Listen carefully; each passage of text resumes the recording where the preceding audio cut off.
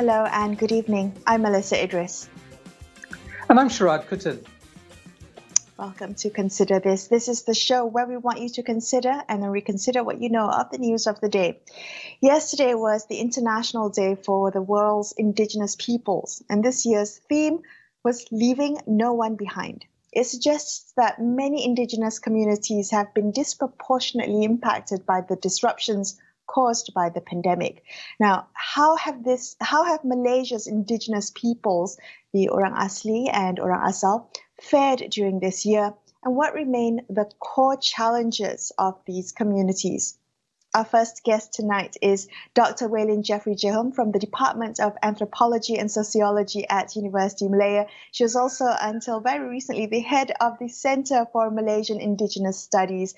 Welyne, thank you for joining us on the show tonight. Now, as I mentioned, yesterday was the International Day for Indigenous Peoples, and I'm just wondering how you think this year's theme reflects on the issues specific to Malaysia. I mean, have we done enough to ensure that Orang Asli and Orang Asal communities are not left behind here? Thank you, Melisa, for inviting me, and hello, Sharaad. I think this year is a bit, I must say, it's quite exceptional because, it's a very special situation we're having here. I mean, in general, Indigenous people in Malaysia has always been far left behind, and the fact that the theme for this year, no one should be left behind, is quite. I must say it's a big challenge to address because of the core problems that we have in Malaysia, and I think Malaysia knows what the kind of challenges that the Indigenous people are facing. We are facing the issue of the ongoing rights violations, for example, on the issue of the land rights, and also the issue of violations of free, prior, and informed consent. And with the COVID-19, this pandemic, I do not think that things are getting better. And as we can see, that the statistics is going up and up. And I do not think that our Indigenous communities are doing better socially and economically as everybody else. But I think they are in far worse situations. However, I would like to highlight two of the situations that has been going on, and the fact that there has been so much campaign done by the NGO groups, and I must say, Dr. Melisa Idris at University of Malaya, for example, with her group, has been endlessly trying to help to campaign for the Orang Asli communities to understand how important vaccinations are, and they have been translating all the posters into various Orang Asli indigenous groups. And then Dr. Izandis, for example, at Hospital Gombak, he has been getting Orang Asli vaccinated. And also the effort in Sarawak, for example. I do not know much about Sabah, but in Sarawak, for example, various clinics has been assigned to have vaccinations in order to get the local communities to be able to walk in and also to sign up at the local clinics in order to access the vaccinations. So, yeah, Will, if I could just jump in there and ask you, well, Indigenous communities, as our fellow citizens, basically, right? And the issue really is access to healthcare that should be easy. What are the specific reasons why people, within Indigenous communities might suffer or have greater barriers or hurdles to those kinds of access that other Malaysians have? Okay, in general, most of the Indigenous communities, they are living in rural areas, and that is already have some kind of logistics and also access physically to clinics and to hospitals due to the logistic problems. But I must say that the problems among the Orang Asli in Peninsula, with Sabah and Sarawak are quite different because of the cultural backgrounds. Okay, why I say it's different? Okay, in Sarawak, for example, most of the clinics are very close to the center, where a few villages can actually access the clinics. However, we not have any doctors there, so it's just like medical assistants, and of course, for serious disease and all this kind of stuff, they will have to travel to town, for example. And then among the Orang Asli, they really have to access to go out from their village. You know, like for example, as we know, the situation with the Batik group a couple of years ago, they are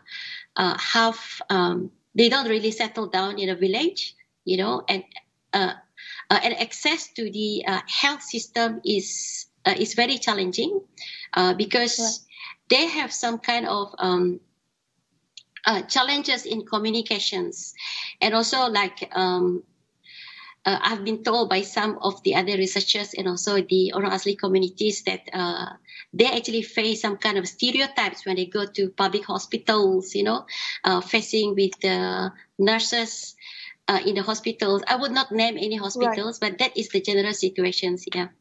Right, that could be discrimination in specific circumstances. Can I ask you, talking about those stereotypes, and stereotypes come from a certain narrative that's perpetuated, and I know, Welyne, through your work, you've done so much to champion the preservation of Indigenous knowledge and culture. How do we ensure that Indigenous people's voices are included in the mainstream narrative, and that those harmful stereotypes and certain tropes of Indigenous peoples are avoided and done away with?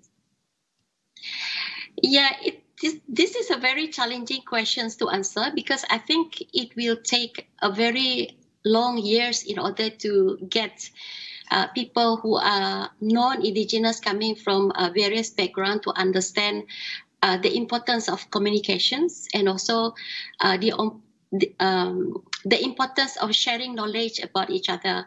In another talk previously, I was speaking about sharing the history from below. You know, like in our education system, for example, basically what need to be done, the first thing need to be done is to include Indigenous people in the history that is taught in school. Okay, because I do not think that any one of us knows the existence of the others if we have not learned about it. And then most of the information that we get about the others are not what we learn in school, not in the history book. So, of course, there's media exchange on showing the reality of the Indigenous people in the peninsula, in the Sabah and Sarawak, but the reality that is highlighted in the media is always on the cultural background. It doesn't really show the real situations of the people, only highlighting on the cultural background that we don't practice every day. There is not much reality about who the Indigenous people really are. And these are the kind of barriers that need to be, to be solved first, because we do not have that kind of exchange cultural communications, So I don't really know how to put it into words, because I also experienced it myself. That was a good answer, Welyne. That was a good answer. We appreciate your time and your insights joining us on the show tonight. That was anthropologist Dr. Welyne Jehom. We're going to take a quick break here and consider this, but we will be back with more. So don't go anywhere. We'll be right back.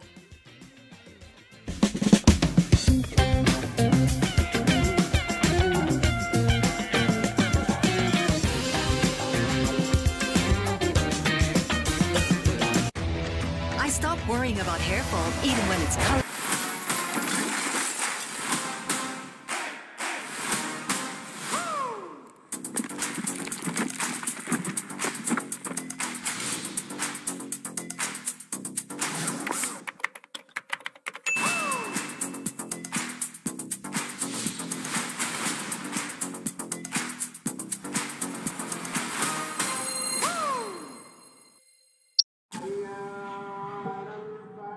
Amanah di tangan kita. Adat, budaya dan semangat menjadi kesinambungan perpaduan tanah air yang tercinta. Berteraskan adab yang terpahat di jiwa dan raga. Marilah bersama kita membina negara Malaysia. Semua yang terjadi adalah berita, tetapi tiada siapa yang boleh bawakan yang terkini dan tergempar seperti kami. Dilihat hanya memberi wang tanpa matlamat yang tepat. Dia tidak melakukan apa-apa kesalahan. Untuk mendapatkan jawapan yang bermakna, kita perlu soalan yang tepat. Amat sedih dengan apa yang berlaku kat atas. Tiada ruang untuk berita palsu. Negara kita telah merekodkan kes harian baru sebanyak hanya fakta yang diberikan. Amat penting untuk meneruskan perjuangan negara melawan pandemik ini. Sentiasa memastikan suara anda, suara rakyat didengari. Kenapa? Membawakan apa yang penting di mana sahaja anda berada. Kerana kita hendak putuskan rantaian jangkitan. Belanjawan dan pendekatan bertemakan survival ini secara keseluruhan. Teruskan bersama kami, Astro AWANI, saluran berita yang paling dipercayai rakyat Malaysia. Kita berhadapan dengan situasi pandemik yang agak luar biasa. Self-control, self-lockdown itu penting. Lebih kurang pergerakan, maka lebih sukar untuk COVID menjangkit kita. untuk tempoh 2 minggu ini duduk di rumah. Kalau kita boleh laksanakan PKP Kendiri dan keluarga, saya kira insya-Allah kita boleh berjaya. Akhirnya kita menang.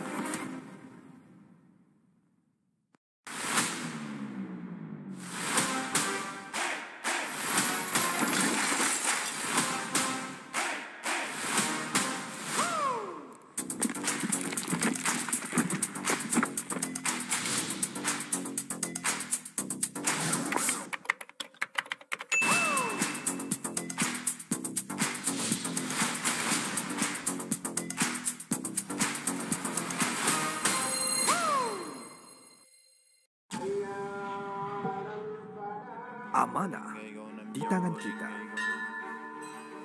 Adat, budaya dan semangat menjadi kesinambungan perpaduan tanah air yang tercinta. Berteraskan adab yang terpahat di jiwa dan raga. Marilah bersama kita membina negara Malaysia. Semua yang terjadi adalah berita, tetapi tiada siapa yang boleh bawakan yang terkini dan tergempar seperti kami. Dilihat hanya memberi wang tanpa matlamat yang tepat. Dia tidak melakukan apa-apa kesalahan. Untuk mendapatkan jawapan yang bermakna, kita perlu soalan yang tepat. Amat sedih dengan apa yang berlaku kat atas. Tiada ruang untuk berita palsu. negara kita telah merekodkan kes harian baru sebanyak hanya fakta yang diberikan. Amat penting untuk meneruskan perjuangan negara.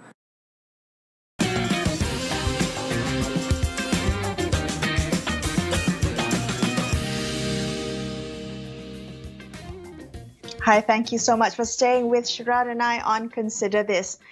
Shaq Koyok is a contemporary artist and an activist of the Temuan tribe of Selangor. He joins us on the line now. Shaq, good evening. Thank you for being on the show tonight.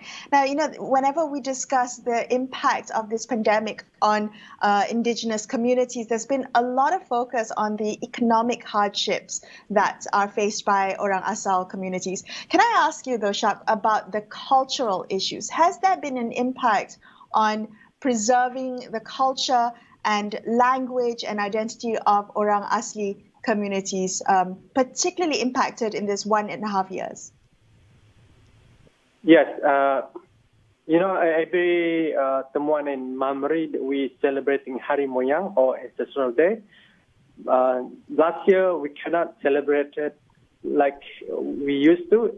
That actually will affect a lot to the community that we cannot practice our celebration like with us many years, and that also give a lot of stories, a lot of our lifestyle during the especially in preparing the Indigenous celebration, especially Ancestral Day, where we lost, and we actually lost so many of the older generation as well last year, and that doesn't help, because Orang Asli, we are non-Indigenous people, we are known to practicing our oral history, so our stories always been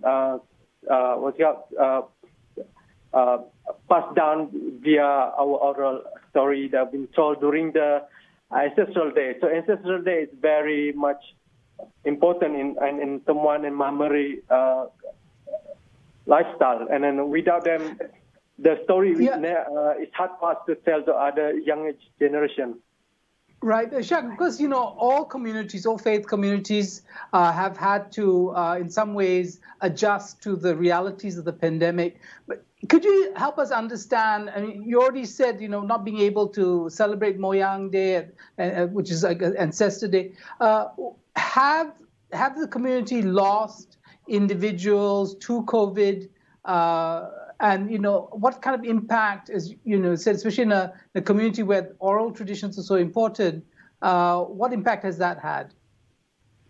Well, as you know, the AB community, AB Orang Asli community, we build our own blockade in front of villages. So we not even allow, even me, because I live in Kuala Lumpur, they not allow me to go back because they are so afraid bring something or other younger generation that live in the city. It's hard for them to come back itself. And so many people who have a career in the city, they have children as well. So it's hard for children to come back easily to the village to visit their relatives as well. And also, for example, so many Orang Asli as well, some of them still practicing the, cultivating their jungle product from the jungle, but those cultures cannot practice anymore. They cannot just because those jungle products they usually they could sell them.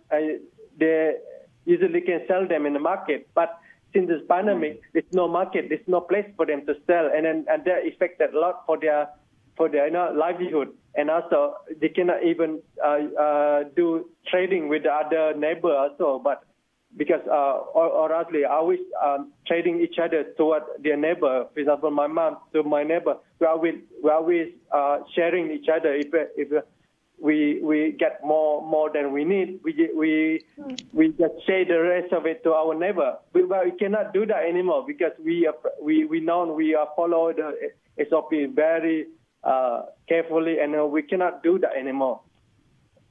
Shaq, can I ask you, in your conversations with young people from indigenous communities, do they feel a sense of loss of identity or cultural tensions that pull at them? I'm just wondering whether there's pressure to assimilate for young indigenous peoples, and what resources are available to them to hold on to their culture and their languages. And the only thing they can, I think, is the only thing for them to keep their tradition, their their identity on is their village, their customary land, their forest, their land. That's the only thing. But soon they go to the school. Those things never been mentioned anymore, and then they always have to learn new culture, new knowledge, and without knowing about their own knowledge. And soon enough, they're gonna lose their connection to their own tradition, lifestyle, their tradition, and that actually will force them basically to assimilate with the new culture, for example, Western culture or Malaysian culture that's really not really very strange for us, very alien for us, for indigenous people, especially the young generation. And it doesn't help because our education system doesn't even include any of story from indigenous people, Orang Asli story never been told, the history of Orang Asli never been told in school.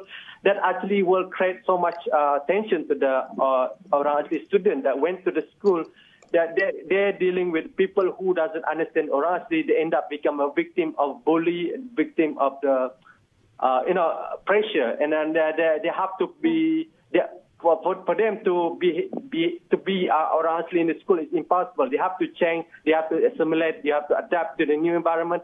Even for me, I remember when I was in the university, I got fed up. Have to explain myself about Orang Asli.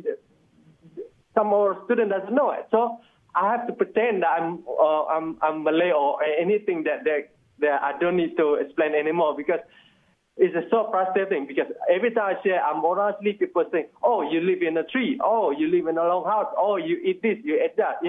There's so much stereotype out there. This is not just I had the experience, but this is happened to any Orang Asli in the school, in the university.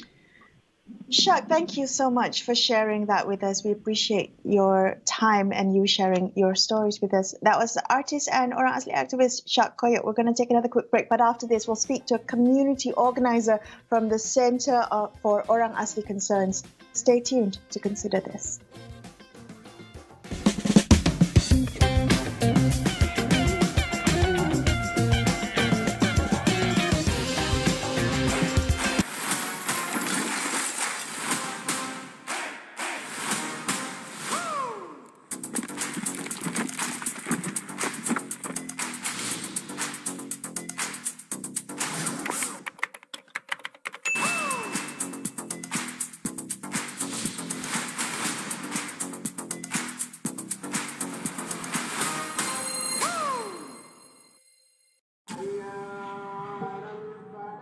Amanah di tangan kita. Adat, budaya dan semangat menjadi kesinambungan perpaduan tanah air yang tercinta. Berteraskan adab yang terpahat di jiwa dan raga. Marilah bersama kita membina negara Malaysia. Semua yang terjadi adalah berita, tetapi tiada siapa yang boleh bawakan yang terkini dan tergempar seperti kami. Dilihat hanya memberi wang tanpa matlamat yang tepat. Dia tidak melakukan apa-apa kesalahan.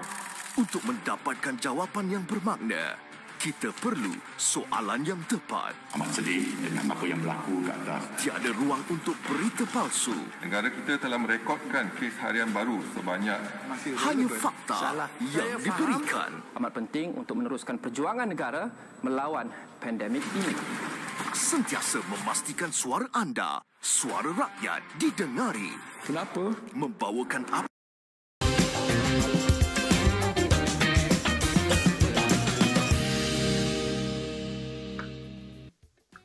Hi, you're watching Consider This. I'm Melisa Idris. With me is Sharaad Kuttan. Indigenous peoples are one of, if not the poorest and most marginalized groups in Malaysia, and their vulnerability has been further compounded by the COVID-19 pandemic, affecting their access to medicines, healthcare, education, and livelihoods.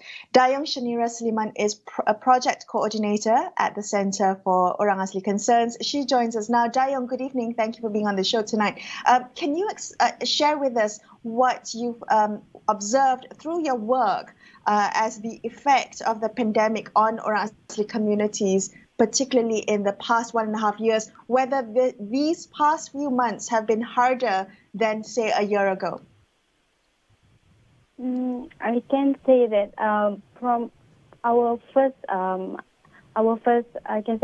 MCO until now, that now is much better. That the Orang Asli, they are getting used with all the SOP and all those things. They understand actually what they need to do afterward, because previously with the first PKP, right, like the first MCO, everyone was panic, and they was like, because there's a lot of information here and there, then they are confused and all. But after, I think after in a while, they are getting like they know actually what happened now, and then they are getting used with those with those SOP and all those things. So I think that now the Orang Asli are no, they know what is actually happened right now. So I think, yeah, that is very. I think that's the current situation happen now for the Orang Asli. Right. Yeah, so that's really good news that, public education or awareness about the pandemic is reaching those communities and they are much better prepared. Could you help us understand where the gaps are? What could be done better for those communities, especially, the ones that you are serving in your work? That I can say in my, because I work really closely with the Orang Asli community, that now mostly I can say that the NGOs help a lot of especially the Orang Asli in remote areas. So that now I think that in a way that I think that how do I say this, that now the gap between the first MCO and the second MCO is like a very, very huge gap, and then they realize about the health concern and all those things. And then that as for my experience, I'm sharing this, that now that we are still trying to get the community, especially in the remote area, to get vaccinated. It's really hard, but we are trying our best, because there's I can say that mostly in the Orang Asli that in urban and then semi-urban area, they get vaccinated, but then in remote area, I cannot say that most of them still didn't. They still didn't get vaccinated lah. So we are trying our best to to involve them. We are trying our best. Dayoung, Dayoung, is it a question of access to healthcare, to vaccination centers, or is it a question of hesitance and awareness about the need for vaccination? About this, about the healthcare vaccination center, there's a healthcare vaccination center in I think that in the semi-urban area they do, but then in remote area they don't have much this access. So basically the NGO and then the government, the medical team, they are trying to communicate more with the Orang Asli lah.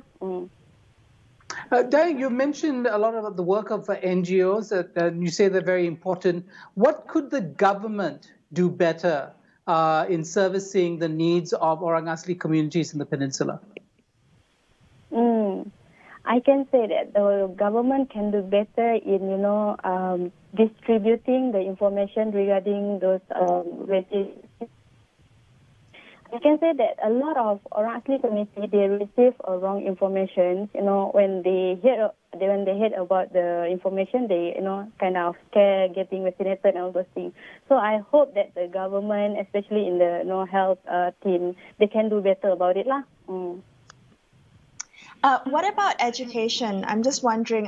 Already there have been challenges before the pandemic in having access to education, access to internet and digital online education, exacerbated by the pandemic. Are you hearing things when you work with Orang Asli communities? Do they struggle with interest and motivation to remain in school and connected to online learning? I can say it's very challenging for the Orang Asli community, especially because in remote area, it's really hard for them to get the line connections, especially because they need internet and then they need a device, such as phone and all those things. But then, for example, because they need the online distance learning, it's very hard for them, especially when they went back to their village, and then the village they have a very bad line coverage. So, but mostly in the semi-urban, but they do have the line coverage, but it's hard for them in terms of the device and all those things. So yeah, this is very challenging. But I believe that the students, they are trying their best. Like they build, they go somewhere with a very good coverage, and then they study there for a few hours, and they went back to their village. Yeah. Dayoung, thank you so much for joining us on the show tonight. We appreciate your time and you sharing some of the observations from your work. That was Dayoung Shaniera Seliman from the Centre for Orang Asli Concerns. Thank you so much for joining us on the show tonight. But before we leave you, a quick reminder that you can get all the latest news and information on COVID-19 vaccines at astroawani.com as well as the Astro Awani app. I'm Melisa Idris. And I'm Sharaad Kuttan, signing off for the evening. Thank you so much for watching. Good night.